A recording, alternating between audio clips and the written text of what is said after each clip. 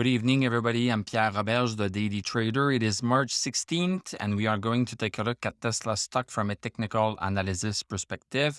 My goal in doing these videos is to help you understand how you can use technical analysis to make better trading and investing decisions. But I am not a financial advisor, so please do your own research and make your own decisions. So Tesla is up $38.34 today, up 4.78%, closed at 840.23. Post-market, we are even up $6.34. So let's look at what we have here. So yesterday we bounced pretty good on 756 up to 800, and we stopped there for the day. Within one day, we cannot break all of the resistance and everything. So we went up to 805 and we took a pause there. So now today, what is happening is that we started a little bit higher at 809, came back down to 802, and then we finished at 840. So nice green candles. So two nice green candles in a row. So now, where are we at? We are still in this very narrow downtrend, part of this bigger downtrend. So everything is still intact. Even though we have two green candles, everything is still intact. We still haven't crossed this downward resistance, this purple resistance. This is technically what we need to cross in order to come out of that downward channel. So even though this is looking super good, tomorrow we could still be going down again because this is what we have been doing a lot. The pattern is that we should be going down again. But at some point, Tesla should be coming out of that downward channel. We cannot predict when it will happen, but it's okay because it's going to happen. But when we see it happen, then we can act. We don't need to know exactly when it's going to happen. When I carry an umbrella, I don't know when it's going to rain. But when it's going to start raining, I'm going to have it and I'm going to open it. So that's it. Yeah. So let's go see the 1 hour chart. It's going to be pretty interesting, I tell you.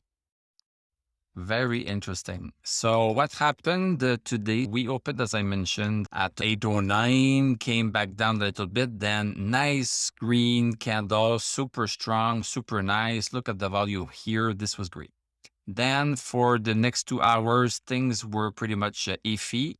We started going down at 12:30 until 1:30. And let me go switch to the 5-minute chart to see if we can understand what happened. So right here. So look at this here. So this is the beginning of the 1:30 candle right here. And then at 2 o'clock, the stock fell down.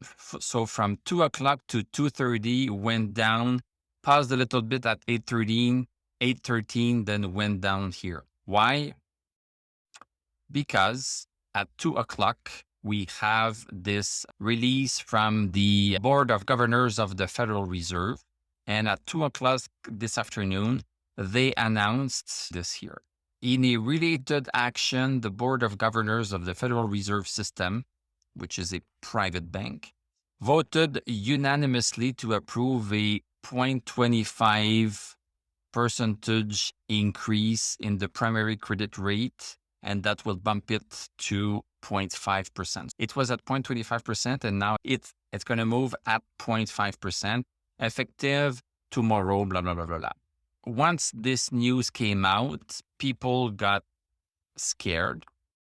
And this goes to show that the stock market is a lot about psychology. So people got scared.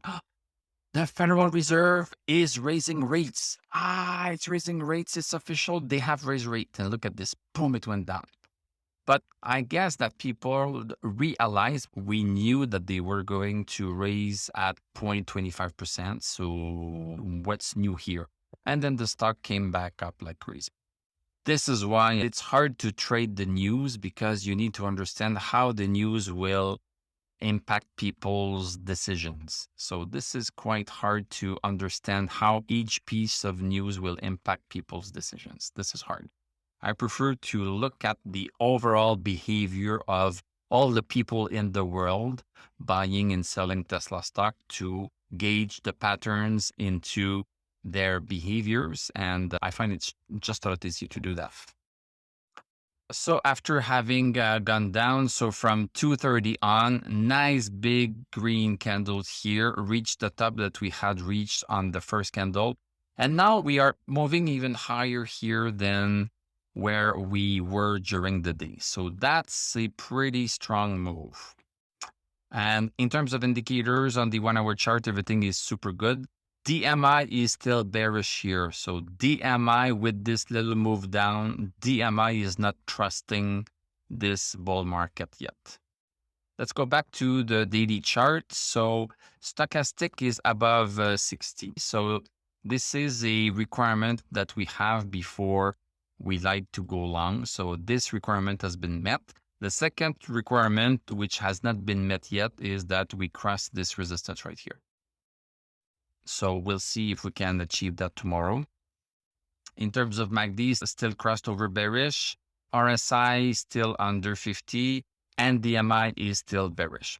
So tomorrow is going to be a very interesting day. I will be looking to see if Tesla crosses this resistance right here, and we are talking approximately 847. So if we break 847 tomorrow, maybe the stock is going to close above 847 tomorrow at the end of the day. So maybe this is going to be a break. So stay tuned. We are going to take a look at this tomorrow to see if the break happened or if we are just going back. And let me just tell you something here.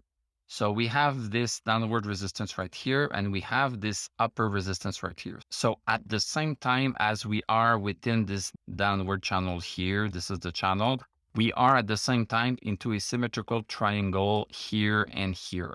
We can break this at any time, but we can also zigzag within this triangle for some additional time. This is all possible. Also, let's take a quick look at the VIX. This is important right now. The VIX is dropping pretty fast. So this is interesting. So this should be good for the stock market. When the VIX is dropping, the fear in the market is also dropping. This is very nice. In terms of interest rates, the bond yields are increasing. In terms of Dow Jones, look at this. We have a breakout on Dow Jones. We had a false breakout right here. So to be very cautious, we should do this and have this double resistance because this resistance happened in the past. So I would still wait to call it a definite breakout, but this is very close to looking like one.